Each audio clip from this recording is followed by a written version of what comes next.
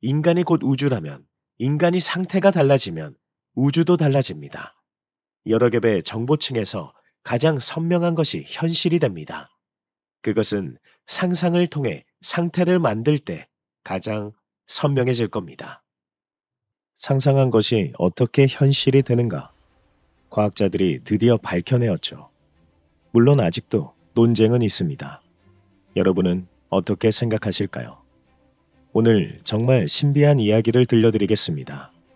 신체는 현실에 반응하는 것이 아니라 현실이라고 상상하는 것에 반응한다. 혹시 홀로그램 두뇌 이론이란 말 들어보신 적 있으세요? 프리브람이란 과학자는 뇌가 홀로그램처럼 빛을 받으면 여러 겹으로 쌓여있는 정보층으로 이루어져 있다고 주장했습니다. 왜냐하면 뉴런과 시냅스만 가지고는 의식을 전부 설명할 수 없었기 때문이죠. 즉, 우리 뇌는 우리가 보기엔 하나인 것처럼 보이지만 홀로그램처럼 보이지 않는 정보층이 여러 개로 겹쳐 있다는 주장입니다. 홀로그램도 보게 되면 빛이 들어올 때 여러 겹의 선들이 있지만 가장 선명한 선만 눈에 보이죠. 그것처럼 뇌도 그렇다는 겁니다. 그런데 이 주장이 황당한 것만은 아닙니다. 그리고 이를 더 확장해서 우리가 사는 우주 자체도 이 홀로그램적 성질을 띈다고 주장한 것이죠. 무슨 말도 안 되는 소리냐고 생각하실 수도 있지만 이게 어느 정도 입증이 된 겁니다. 노벨상 후보에도 올랐던 물리학자 데이비드 봄이 말한 홀로그램 우주론에서 영감을 받았기 때문이죠. 물론 아직까지도 논쟁은 있지만 과학자들 사이에서도 이 부분을 인정하는 수가 점점 많아지고 있다는 거죠. 일단 우주는 너무 크니까 뇌로 한정지어서 말하자면 뇌의 특정 부위가 손상돼도 기억 전체가 완전히 사라지지 않고 일부 남아있는 이유를 설명하기 위해 기억은 뇌의 특정 위치에 저장되는 게 아니라 전체 뇌에 분산되어 저장된다는 모델을 제시한 겁니다.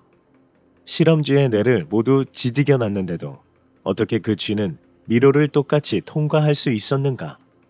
이런 결과가 나오기 때문입니다. 필드라는 책에선 이를 두뇌가 양자장에 접속되어 있다는 주장이었지만 오늘 소개드리는 책에서는 홀로그램으로 되어 있다는 거죠. 만약 이것이 사실이라면 이런 말이 성립됩니다. 상상한 것이 선명해져서 곧 현실이 된다. 갑자기 상상이라니 이상하죠? 다음 실험을 보시면 이해가 가실 겁니다. 전직 나사 연구원인 찰스 A. 가필드 박사에 의하면 구소련은 상상과 신체의 능력 간의 상관관계를 깊이 연구했다고 합니다. 첫 번째 그룹은 연습 시간의 100%를 훈련에만 집중했고 두 번째 그룹은 75%를 하고 25%의 시간은 상상하는 데 집중합니다. 세 번째 그룹은 5대5, 네 번째 그룹은 2.5대 7.5 이렇게 진행했죠.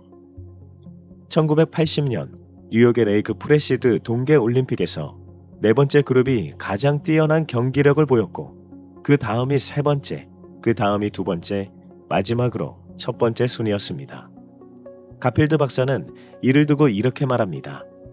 고도의 심상화 기법으로 정신적 이미지가 근육 임펄스를 만들어내는 과정에서 선도적인 역할을 했다. 즉 홀로그램 두뇌 속에서 홀로그램 방식으로 기록이 되어 있다고 말하는 겁니다. 그의 저서에서도 이렇게 말합니다. 이 심상들은 홀로그램적이며 주로 잠재의식 차원에서 작용한다. 홀로그램적인 심상화의 메커니즘은 복잡한 기계를 조립한다던가 무용의 춤사위를 안무한다던가 마음속으로 경기 장면을 심상화하는 등의 공간적 문제를 신속히 해결할 수 있게 해준다. 호주의 심리학자인 앨런 리처드슨도 롱고 선수들에게 이와 유사한 결과를 얻었습니다. 첫째 그룹은 20분간 쉬지 않고 자유투 연습을 하고 두 번째 그룹은 20분간 넣는 상상만 합니다. 그런데 결과가 두 그룹 전부 23에서 24%의 실력 향상을 보였습니다. 신체는 현실에 반응하는 것이 아니라 현실이라고 상상하는 것에 반응한다. 상상한 것이 선명해져 현실이 된다는 것이 이해가 되시죠? 이제 운동선수들 말고 다른 곳으로 관점을 옮겨보겠습니다.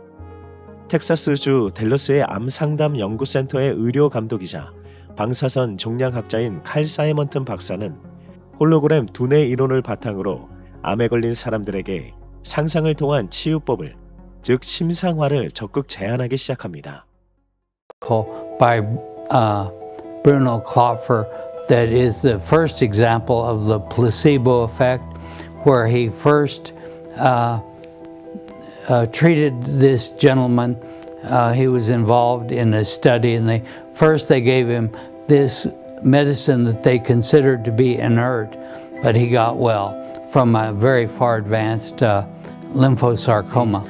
And then after he got well, then he had a recurrence, and Klopfer says, I know why he got well. It had nothing to do with the drug, but it had to do with his belief, and we can prove it.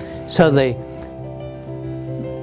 told him, the drug, there was some problem in manufacture, and we're getting the stronger drug in. And the next time, instead of giving him more of the drug, they gave him sterile water. And he got well faster with the sterile water than he had gotten well with the drug the first time. So again, he showed the power of belief. Again, he was very close to death. People say, oh, well, if you have a serious amount of cancer, then the mind has no real power. Well, this shows that this person was very close to death, and his belief was what caused his cancer to disappear.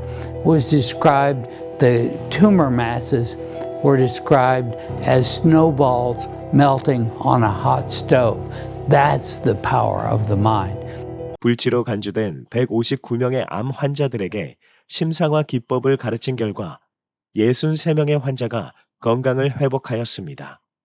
즉 상상이 강할수록 홀로그램처럼 정보층이 여러 개 겹쳐 있는 것 중에서 가장 강한 상상이 선명해지고 그것이 현실이 된다는 거죠. 제가 마인드무비를 만들어드린 분도 암을 극복하셨다는 소식을 접하기도 했었습니다. 오늘 책은 심상화가 이렇게 강력하다는 걸 과학적인 이론으로 주장을 하고 있습니다. 저 또한 강의에서 상태를 만드는 것을 주장하고 있습니다. 상상만 하는 것이 아니라 우리가 어떤 상태를 만들어야 원하는 것을 얻을 수 있게 된다는 것을요.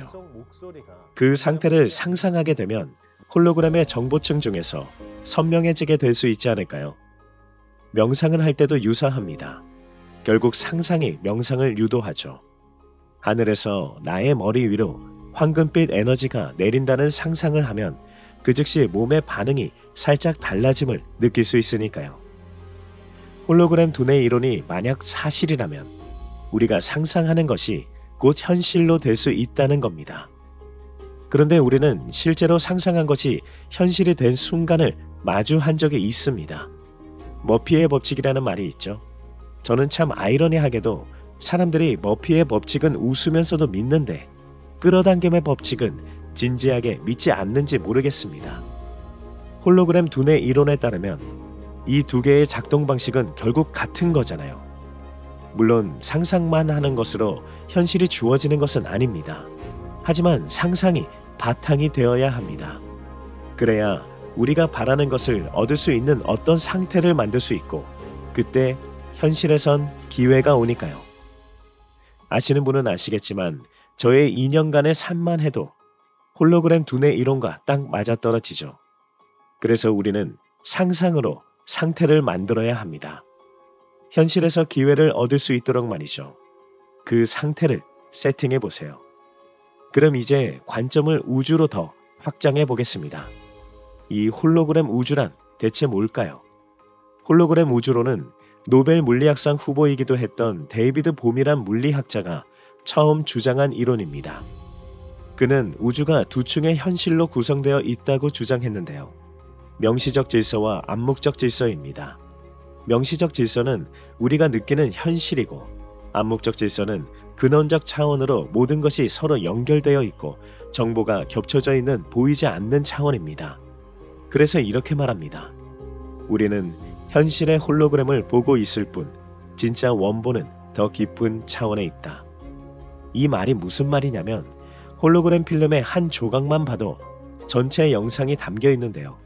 우주의 모든 부분은 전체 정보를 담고 있다는 겁니다. 즉 우리가 보고 만지는 모든 것은 더 깊은 정보의 장에서 투사된 이미지일 뿐입니다. 그래서 한 사람, 한 물질, 한 생각조차도 전체 우주의 패턴을 내포하고 있다는 게 핵심인 거죠. 즉 이게 필드라는 책에서 말한 양자장의 확장된 개념입니다. 그리고 떠오르는 것이 있죠. 사람이 곧 우주라는 말이요. 기원전 6세기 피타고라스 합파는 인간을 작은 우주, 우주는 큰 인간, 인간의 내부 질서가 곧 우주의 질서라는 사상을 말했습니다. 플라톤은 티마이오스에서 세계는 살아있는 존재이고 인간은 그 축소판이라 하고, 스토아 철학에선 모든 존재는 우주적 이성으로 연결되어 있으며 인간의 정신도 그 한 표현이라고 합니다. 불교에서는 일체 유심조가 있죠. 고대부터 있던 사상을 데이비드 봄이라는 과학자가 양자역학을 보며 그 사상이 곧 사실임을 증명하려 했던 거죠. 즉 우리 인간이 우주라면 내가 바라는 것은 우주도 바란다는 이야기가 되죠. 그래서 우리는 관찰을 잘 해야 합니다. 우리가 바라는 것을 강하게 우주에게 어필하게 되면, 즉 의도를 강하게 품으면, 매일 같은 생각을 오로지 하나의 생각을 반복하면 주변의 상황에서 먼저 변화가 옵니다. 왜냐하면 의도를 품었다는 것만으로 상태가 변했기 때문이죠. 그래서 점차 달라질 수 있는 겁니다. 홀로그램 우주 이론에서 보면 인간이 곧 우주라면 인간이 상태가 달라지면 우주도 달라집니다. 여러 겹의 정보층에서 가장 선명한 것이 현실이 됩니다. 그것은 상상을 통해 상태를 만들 때 가장 선명해질 겁니다.